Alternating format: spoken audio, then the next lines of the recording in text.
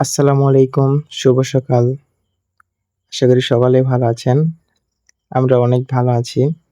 তো আজকে আমরা আমাদের ধানের জমিতে ওষুধ দিতে আসছি। তো আপনাদের সবার কাছে অনুরোধ সম্পূর্ণ ভিডিওটা দেখবেন। আশা করি ভালো লাগবে। তো কাকার পিঠে ওষুধের কন্টেইনারটা তুলে দিলাম। আর আমি ওষুধের বালতি নিয়ে যাচ্ছি পিছনে।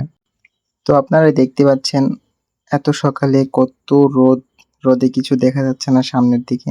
একদম কুয়াশার মতো হয়ে গেছে, কিছু দেখা যাচ্ছে না। তবে সকালবেলার এই দৃশ্যটা অনেক সুন্দর লাগে। যারা গ্রামে থাকেন তারা বুঝতে পারবেন ভালোভাবে যে শিশির ভেজা সকালটা কত সুন্দর লাগে। তো দেখতে কাকা ওষুধ দেওয়া শুরু করে দিয়েছে। ধানের জমির অবস্থাটা এবছর তেমন একটা ভালো না। বৃষ্টির পানি না হওয়ায় ধানের অনেক ক্ষতি হয়েছে।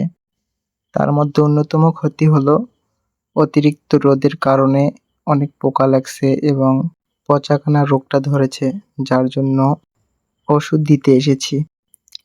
তো কাকা ওইদিকে ওষুধ দিচ্ছে আর আমি এদিকে এসে ওষুধগুলো ভালোভাবে মেশাচ্ছি। ওষুধ দেখে বোঝা মুশকিল যে এটা আসলে ওষুধ নাকি গরুর দুধ।